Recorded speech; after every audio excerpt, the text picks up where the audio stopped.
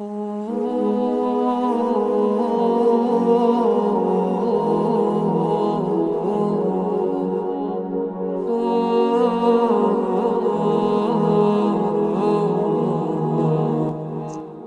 حول ولا قوۃ الا باللہ العلی العظیم اعوذ باللہ من الشیطان اللعین الرجیم بسم اللہ الرحمن الرحیم۔ ناظرین السلام علیکم، میں علی عباس اسلامک افیئرس چینل کی اس خصوصی پروگرام جس کا نام سلونی ہے، اس کی خاص نشست کہ جس کو ہم حجت خدا کے نام سے جانتے ہیں، اس کی ایک اگلی پیشکش میں آپ سب کی خدمت میں حاضر ہوئے ہیں۔ جیسا کہ آپ سب جانتے ہیں کہ اس خاص نشست میں ہم کوشش کرتے ہیں کہ ہمارے ائمہ معصومین علیہ السلام کی جو شخصیات ہیں ان کے اوپر خاص روشنی ڈالنے کی کوشش کی جائے، اور کوشش کی جائے کہ زیادہ سے زیادہ معارف ان کی زندگی سے ہم حاصل کر سکیں تاکہ ہمارے لیے وہ مشعل راہ ثابت ہو۔ جیسا کہ آپ جانتے ہیں، گزشتہ ایپیسوڈ میں امام زین العابدین علیہ السلام کی زندگی کے حوالے سے ہم نے کچھ سوالات کیے تھے عالی جناب حافظ سید زرم الغروی صاحب سے۔ اس نشست میں بھی ہمارے ساتھ کچھ خاص مہمان ہیں جو انشاءاللہ جن سے ہم آپ کا تعارف کرائیں گے۔ جیسا کہ آپ سب جانتے ہیں کہ یہ تاریخ، یہ ایام امام حسن عسکری علیہ السلام کی شہادت سے اختصاص رکھتے ہیں، لہٰذا ہم چاہتے ہیں کہ آپ علیہ السلام کی زندگی کے بارے میں چند جو ہے باتیں جاننے کی کوشش کی جائے، اور یہ کوشش کی جائے کہ آپ کی زندگی سے وہ چیزیں اور وہ پیغامات جو ہمارے لیے جو ہے مشعل راہ اور ہدایت کا سامان فراہم کر سکیں، انشاءاللہ اس کو جو ہے خود اپنے لیے اولاً اور پھر عوام کے لیے جو ہے پیش کیا جائے۔ الحمدللہ ایک بات کہیں گے کہ تمام کمیونٹیز میں اور تمام جو بھی گروپس ہیں یا مذاہب ہیں، ایک اختصاص جو ہے اہل تشیع کو حاصل ہے، خاص طور سے کہ ہم لوگ الحمدللہ جو ہمارے مقدسات ہیں یا ہماری شخصیات ہیں، ہماری کوشش رہتی ہے کہ ہم ان سے بڑھ چڑھ کر انسیت کا اظہار کریں اور ساتھ ساتھ ان کے بارے میں جاننے کی کوشش کریں، اور یہ پروگرام جو ہے یہ اسی چیز کا عملی نمونہ ہے۔ آپ لوگوں کا ماشاءاللہ اچھا رسپانس بھی آیا ہے، اور اسی بنا پہ ہم چاہ رہے ہیں کہ خاص طور سے اگر دیکھا جائے پنجتن پاک علیہ السلام کی جو شخصیات ہیں ان کے بارے میں معارف یا احادیث وغیرہ اور واقعات ہمیں مجالس میں سننے کو مل جاتے ہیں، لیکن بعض ائمہ ایسے ہیں جن کے بارے میں شاید جو ہے تذکرہ کم ہوتا ہے، اور اس بنا پہ ہماری رسپانسبلٹی بڑھ جاتی ہے کہ ہم آپ علیہ السلام، خصوصاً امام حسن عسکری علیہ السلام ہو گئے یا امام نہوم ہو گئے، امام 10ویں امام ہو گئے، آپ کے بارے میں اور اچھے سے جاننے کی کوشش کی جائے۔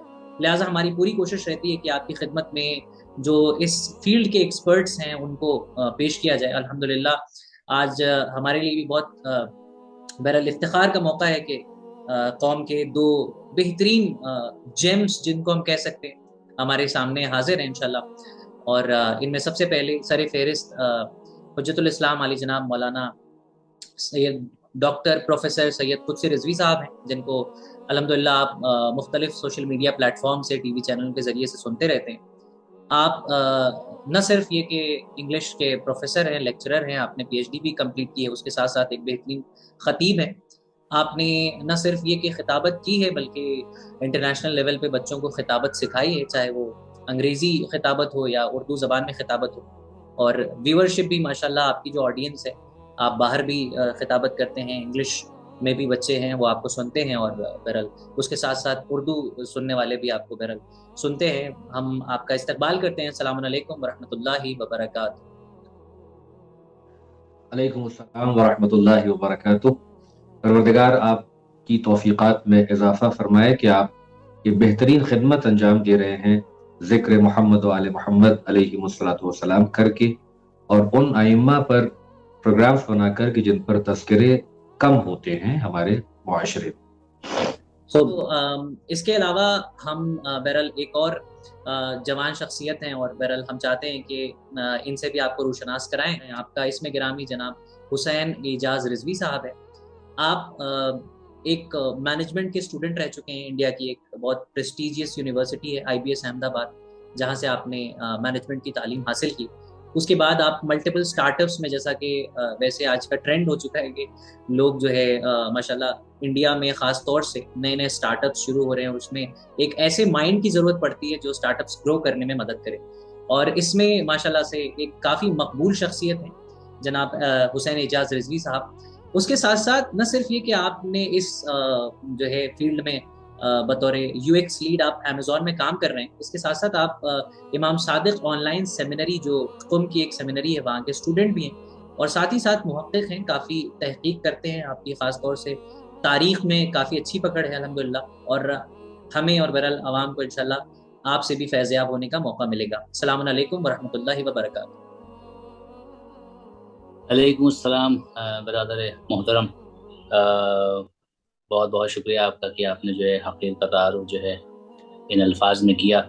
البتہ مستحق نہیں ہوں, مگر یہ کہ بڑی خوشی ہو رہی ہے کہ آپ یہ سیریز رکھے ہوئے ہیں ائمہ طاہرین علیہم السلام کی حیات طیبہ کے اوپر, اور یقیناً اس سے جو فائدے ہوں گے وہ سب سے زیادہ عوام کو ہی ہونے آ رہے ہیں, کیونکہ ائمہ معصومین علیہم السلام بالخصوص 5ویں امام سے لے کر کے امام حسن عسکری علیہ السلام تک اگر جو ہے مختلف زاویے سے دیکھا جائے ان کی حیات کو, نہ خالی دینی اعتبار سے بلکہ اکنومیکلی, فائنینشلی, اور بھی اسپیکٹ جتنے بھی ہوتے ہیں, سوشل اسپیکٹ, تو ان ذوات مقدسہ سے جو لیسنس ملیں گے وہ شاید ہی کوئی ایسا شعبہ حیات ہوگا کہ جس میں ہم اس کو استعمال نہ کر پائیں.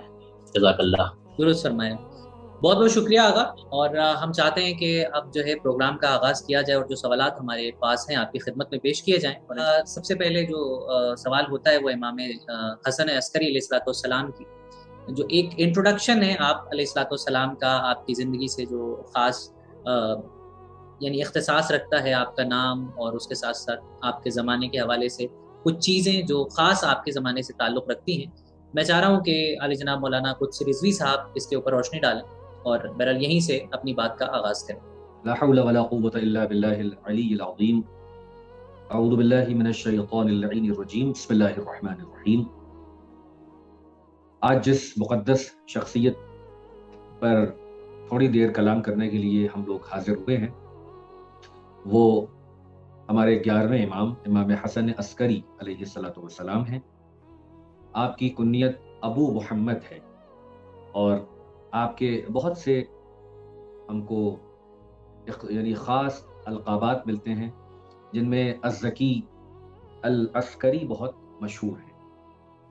آپ کے والد بزرگوار جو خود امام معصوم, امام علی نقی علیہ السلام, امام ہادی, آپ نے اپنے بیٹے کا نام اپنے جد امام حسن کے نام پر رکھا جو سبط اکبر, اور العسکری جو ہے, عسکری آپ کا ایک لقب قرار پایا.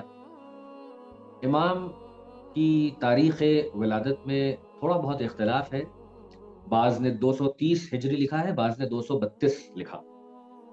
جو بھی صحیح روایت ہو, لیکن امام جس پولیٹیکل حالات میں آپ کی ولادت ہوئی ہے وہ عباسی خلافت کا دور ہے. اور میں یہاں پر ایک بات اور کہنا چاہتا ہوں کہ تشیع کا جو مسلمات میں سے ہے, جس میں ہم کسی طرح کا کوئی کمپرومائز نہیں کرتے ہیں, وہ یہ ہے کہ زمین حجت خدا سے کبھی خالی نہیں رہتی. ہر دور میں ایک حجت خدا کا ہونا لازم ہے, اس کا ہونا ضروری ہے. اور امام حسن عسکری علیہ السلام بنص خدا و رسول امت کے 11ویں ہادی ہیں, اور آپ کی ولادت کے بعد ہی سے وہ خصوصیات ظاہر ہونے لگی جو ایک امام کا خاصہ ہوتی ہیں, امام سے جو ہے ان کی نسبت ہوتی ہے, اور امام انہی کوالٹیز کی بنیاد پر ریکگنائز کیا جاتا ہے. آپ کا علم, آپ کی فراست, آپ کی پاکیزگی, آپ کا تقوی. میں یہاں پر ایک مثال دوں گا کیونکہ اختصار میں بات کرنا ہے. عام طور سے جو بچے ہوتے ہیں وہ جب چھوٹے ہوتے ہیں, بچے ہوتے ہیں, تو وہ کھیلتے کودتے ہیں. they enjoy different kind of sports, اور اگر وہ لیجرلی ایکٹیویٹیز میں انوالوڈ ہو, کھیل رہے ہیں, کود رہے ہیں, دوڑ رہے ہیں, بھاگ رہے ہیں, تو دنیا کی کسی سویلائزیشن میں, کسی بھی کلچر میں, مذہب میں یہ کوئی بری چیز نہیں ہے. یہ فطری تقاضا ہے کہ بچہ کھیلے گا, کودے گا. لیکن جو امام ہوتا ہے اس کے ہمارے یہاں ایک پرنسپل ہے کہ امام ہوتا ہے چاہے بچہ ہی کیوں نہ ہو. سبحان اللہ. لہذا امام حسن عسکری علیہ السلام کی زندگی میں ایک واقعہ ملتا ہے کہ ایک شخص وہاں سے گزرا تو اس نے دیکھا کہ باقی بچے کھیل رہے ہیں اور امام علیہ السلام ایک غم و اندوہ کے عالم میں سر جھکائے کھڑے ہوئے ہیں، آنکھوں میں آنسو ہیں. وہ سمجھا کہ شاید ان کے پاس کھلونے نہیں ہیں یا بچے ان کو اپنے ساتھ کھلا نہیں رہے ہیں، لہٰذا اس لیے غمگین ہے، پریشان ہے. تو اس نے یہی کہا کہ آپ کیوں پریشان ہیں؟ اگر آپ کے پاس کھلونے نہیں ہیں تو میں آپ کو لا کے دیتا ہوں کھلونے. تو دیکھیے امام کا کلام، اور یہ بھی ایک ہمارے یہاں ایک بہت ہی خوبصورت سٹیٹمنٹ ہے کہ کلام الامام امام الکلام، امام کا کلام کلام کا امام ہوا کرتا ہے. سبحان اللہ. تو امام نے کہا کہ کیا تم یہ گمان، اور قرآن کی آیت پڑھی کہ افحسبتم انما خلقناکم عبثا، کیا تم نے یہ گمان کر لیا ہے کہ ہم کو کھیل کھلواڑ اور بیکار ایسے ہی پیدا کر دیا گیا ہے، ہماری زندگی کوئی مقصد نہیں ہے؟ اور پھر امام نے کہا کہ یہ دنیا کھیلنے کودنے کے لیے نہیں ہے.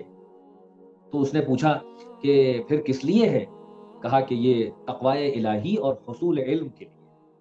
سبحان اللہ. عبادت خدا، تقوی الہی اور حصول علم کے لیے. تو وہ چونکا، کہنے لگا آپ کے اس سن و سال کو دیکھ کر یہ باتیں آپ سے میچ نہیں کرتی ہیں، آخر کیا ہو گیا ہے آپ کو، یہ کیسی باتیں آپ کر رہے ہیں؟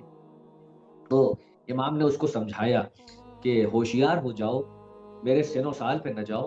میں نے اپنی والدہ کو دیکھا ہے کہ جب وہ چولہا جلاتی ہیں تو بڑی لکڑیوں کو رکھتی ہیں، لیکن آگ چھوٹی لکڑیوں کے ذریعے سے. سبحان اللہ. سبحان اللہ. سبحان اللہ. میں ڈرتا ہوں کہ میں چھوٹا ہوں، کہیں یہ امت کو نصیحت فرما رہے ہیں، اس شخص کو نصیحت فرمایا کہ ایسا نہ ہو جائے کہ روز قیامت میں چھوٹا ہوں تو پہلے مجھے جہنم کا ایندھن بنا دیا جائے.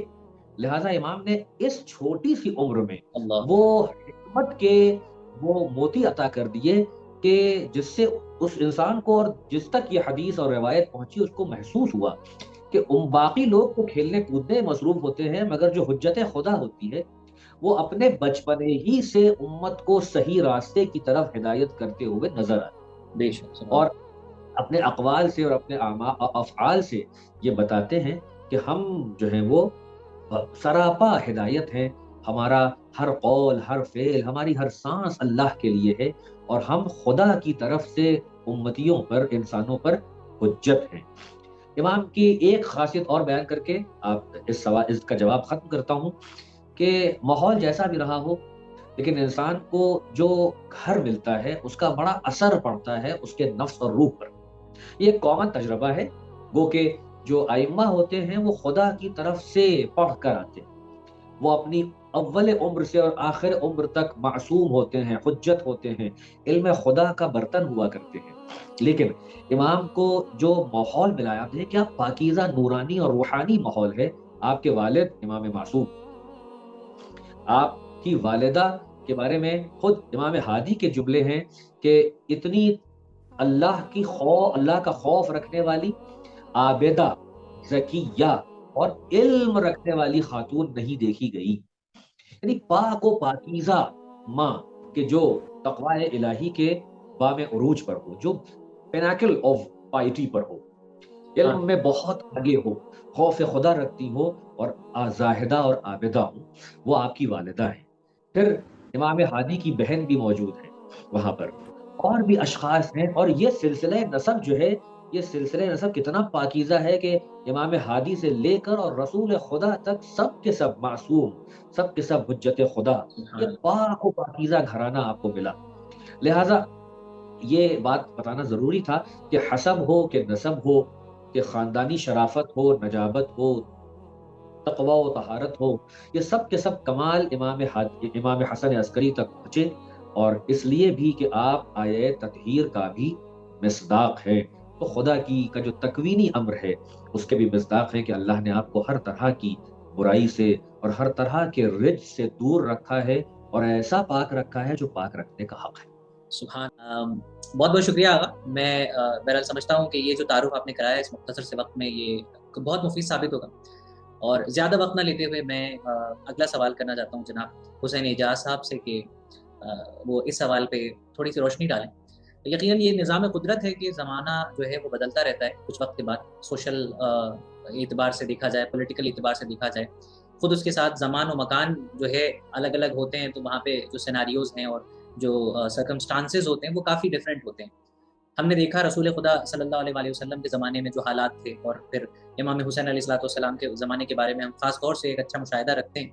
ہم چاہتے ہیں کہ آپ امام عسکری علیہ السلام کے زمانے کے بارے میں، اور جو پولیٹیکل ایرا تھا اور جو سوشل ایرا تھا، وہ اس زمانے کے حالات کے اوپر ذرا سا روشنی ڈالیں، اور بہرحال ہمیں اس کے بارے میں بھی ذرا سا معرف بیان کریں۔ اعوذ باللہ من الشیطان الرجیم، بسم اللہ الرحمن الرحیم۔ برادر، اس سے قبل کہ میں جو ہوں امام حسن عسکری علیہ السلام کے حوالے سے کچھ بیان کروں، کیونکہ یہ امامت کی جو ہے سیکنڈ لاسٹ امام ہیں ہمارے، تو ان سے پہلے کے جو اماموں نے جو کوششیں کی ہیں، اگر ان کو سرسری نگاہ اس پہ نہیں ڈالیں گے تو شاید عدل نہیں کر پائیں گے اس ٹاپک کے حوالے سے، اس کویشچن کے حوالے سے۔ تو شروعات میں کرتا ہوں امام حسین علیہ السلام سے، اور حضرت علی امام حسن کی زندگی آپ کو معلوم ہی ہے کہ جنگوں سے گزری، اور پھر انقلاب امام حسین آتا ہے۔ اور یہ سوال بھی اکثر جو ہے نشستوں میں پوچھا گیا کہ دیگر ائمہ طاہرین علیہ السلام نے تلوار کیوں نہیں اٹھائی ہے، اور کیوں جو ہے بعد کے اماموں نے جو ہے سائلنٹلی سارے کام کیے ہیں۔ تو حضرت ابا عبداللہ الحسین علیہ السلام کا جو زمانہ ہے، جس وقت وہ مدینہ سے نکل رہے ہیں، تو انہوں نے یہ کہتے ہوئے نکلے تھے کہ میں جو ہوں اپنے جد کی امت کی اصلاح کے خاطر نکل رہا ہوں۔ اور اس میں جو ایک خاص جملے ہیں امام کے خطبات میں ملتے ہیں، وہ یہ کہ کیا تمہیں دکھائی نہیں دے رہا ہے کہ دین کو جو ہے برباد کر دیا گیا ہے، جمعہ کی نماز بت کو ہو رہی اور وغیرہ وغیرہ، آپ نے سب جانتے ہیں۔ جو نمازی ہیں وہ بھی شراب پی رہے ہیں، اور جو نماز پڑھا رہا ہے وہ بھی شراب کی قے کر رہا ہے۔ تو دین جو ہے جو 11 ہجری میں رسول خدا صلی اللہ علیہ وآلہ وسلم چھوڑ گئے ہیں، وہ 61 ہجری میں بدل چکا ہے، اور اس حد تک بدعات رائج ہو چکی ہیں کہ اب دین کے حوالے سے خاموش رہنا جو ہے صحیح نہیں ہے امام کے لیے۔ تو علماء تاریخ نے جو اس پہ حاشیہ لگایا، وہ یہی کہتے ہیں کہ امام حسین اس لیے اٹھے کیونکہ یہ زمین بنجر ہو چکی تھی، یعنی اسلام کی کوئی بات رہ نہیں گئی اس کے اندر۔ تو پہلے اسر نو امام حسین نے اپنے خون سے اور شہدائے کربلا کے خون سے جو ہے اس اسلام کی زمین کو دوبارہ سے فرٹائل کیا ہے، اور اس میں زندگی بخشی ہے۔ اور جب ایک بار زندگی بخش دی امام حسین علیہ السلام نے اس کو، پھر چوتھے امام سے لے کر کے 11ویں امام نے اس میں جو ہے فصل کو جو ہے بویا ہے، یعنی اب وہ کھیتی اثر نو کریں گے، جس کے بعد جو ہے آپ کو فروٹس ملیں گے ان کے، اور وہ پھل، اور وہ پھر سے کھیتی شروع ہو پائے گی۔ تو یہ وجہ ہے کہ امام حسین علیہ السلام کے بعد دیگر لوگوں نے کیوں نہیں کیا۔ دوسری بات یہ ہے کہ امام حسین علیہ السلام کا جب شہادت ہوتی ہے، تو اس کے بعد جو ہے 3 فورسز ہیں کہ جو آپس میں ٹکرائی ہیں، جس کی وجہ سے چوتھے امام تو بہت کم، مگر 5ویں امام اور 6ٹھے امام کو موقع ملا۔ ایک ہے بنو امیہ کی جو موجود تھی، دوسری ہے آل مروان، اور تیسری ہے آل زبیر۔ یہ 3 فورسز آپس میں ٹکرائی ہیں اقتدار کو حاصل کرنے کے لیے، اور ان کی نگاہیں جو ہیں اہل بیت کی طرف سے تھوڑا سا دور ہوئی ہیں۔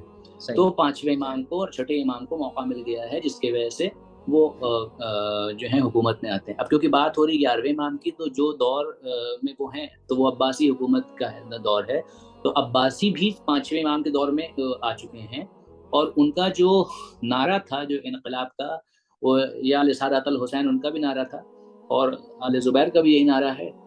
تو یہ سب تاریخ سے جو ہے، یعنی اگر آپ دیکھیں گے تو اوراق جو ماضی میں جو گزرا ہے وہی حال اور مستقبل میں بھی دہراتی ہے تاریخ۔ تو اپورچونسٹ لوگ تھے، اور انہوں نے جو ہے امام حسین کا نام استعمال کر کے حکومت کو ہتھیانے کی کوشش کی، and for the time being they managed to gain the caliphate, however they could not succeed. example کی جیسے آل مروان ہیں، وہ آل مروان ایک طرح سے کزنس ہیں آپس میں بنو امیہ سے، تو ان کے یہاں انٹرنل ریبیلین ہوا ہے اور وہ ختم ہوئے، اور ان کا فائدہ زبیریوں کو ملا۔ پھر زبیر کو ہٹایا گیا، اور یہ بنو عباس جو ہیں، اور بنو عباس رسول اللہ کی طرف سے آ رہے ہیں، یعنی ان کی چچا کے لینیج ہے وہ۔ یعنی لوگوں نے جو ہے امام حسین علیہ السلام کے خون کو کیلیفیٹ حاصل کرنے کا سہارا بنایا۔ بے شک بے شک، کوئی ذاتی تعلق یا کوئی ایسا مطلب نہیں تھا کہ بدلہ لینے کی کوئی خواہش ہو، بلکہ صرف اور صرف ایک مقصد کے لیے جو ہے امام کے خون کا سہارا لیا۔ ناظرین ضرور سنیں، نکات کو ضرور سنیں، بہت اہم نکات ہیں۔ سب سے بڑی بات جو ہے وہ امام حسین علیہ السلام کے لیے کہ جو الزامات ہیں، اور میں نے اس سال بھی اس بات کو ایڈریس کیا تھا محرم کی مجالس میں، کہ امام حسین کا جو انقلاب ہے وہ عقائد کی بنیاد پر ہے، یا جو ہے محض زمینی اقتدار کو حاصل کرنے کے لیے ہے۔ تو امام حسین نے جب مدینے سے نکلے ہیں تو جو خطبہ دیا ہے اس کا آخری جملہ جو ہے وہ یہ ہے کہ میں اپنے جد کی سنت کو پر عمل کروں گا۔ اگر وہ یہیں پہ رک جاتے تو بات واضح نہیں ہو پاتی کہ کون سی سنت ہونے جا رہی ہے. تو انہوں نے کہا کہ میں اپنے جد کے ساتھ ساتھ اپنے بابا علی ابن ابی طالب کی سنت پر عمل کرنے جا رہا ہوں. تو اب یہاں سے ایک دم صاف، اب یہاں پہ یعنی ہم اس کو پوائنٹ آف کنٹینشن اس کو ڈیپ میں نہیں جائیں گے، مگر سیرت علی دیکھنا پڑے گا کہ سیرت علی کی طرف کیا اشارہ ہے. وہ آپ سمجھ سکتے ہیں کیا اشارہ ہے، کہ وہی کریں گے جو علی نے کیا ہے. اور اب میں آتا ہوں واپس 5ویں امام 6ٹھے امام تک. اگر آپ آتے ہیں تو بہت ہی فلرشنگ دور ہے اہل بیت کے لیے، اور باخر نام بھی پڑا اس کے لیے، کیونکہ وہ پھڑوا جسے کہتے ہیں جو نوک ہوتی ہے آپ نے مار دیا، اور علم جو ہے کو جو ہے فوارہ فاؤنٹین آپ کے لیے ہے. پھر امام صادق علیہ السلام he was actually the principal scholar of his time، جن سے سارے دیگر مذاہب کے جو امام ہیں انہوں نے پڑھا ہے. پھر یہ ہوا کہ جب عباسی خلفاء کو تھوڑا سا ہوش آیا کہ یار امام صادق کو اتنا موقع دے دیا ہے کہ انہوں نے جو ہے ہر دوسرا انسان کے نام پہ جعفری جعفری، تو ان کے دل میں حسد پیدا ہوا. یعنی ہیں تو یہ لائن سے کزنس ہی ہوتے ہیں، مگر حسد ہوا کہ کسی بھی ڈیبیٹ میں امام صادق کو ہرا بھی نہیں پاتے ہیں، انتظام بھی کرتے تھے یہ لوگ. پھر انہوں نے جب 6ٹھے امام کو پوائزن دے دیا ہے منصور الدوانقی نے، تو اس کے بعد 7ویں امام کے لیے بھی یہی ہے. 7ویں امام مدینے میں موجود تھے اور آپ کو اٹھا کر کے لے گئے ہیں بغداد کی طرف بلایا گیا ہے، اور آپ کو 11 سال 6 زندان سے گزارا گیا ہے. میں ان کی تاریخ میں نہیں آؤں گا، مگر بس یہ کہ جیسے ہی 7ویں امام کو شہید کیا ہے، پھر عباسیوں میں چال چلی اور امام رضا علیہ السلام کو فری ہینڈ دینا شروع کیا، اور دو لوگوں پہ ظاہر کرنے کے لیے کہ شیعوں کے امام کو ہم نے نہیں مارا ہے، جبکہ بغداد کے پل پہ لاشا جو رکھا گیا ہے وہ انہی لوگوں کے زہر دینے کی وجہ سے پہنچا ہے وہاں تک. 8ویں امام سے شادی کے پرپوزل اور 8ویں امام کو جو ہے ولی عہد بنانا.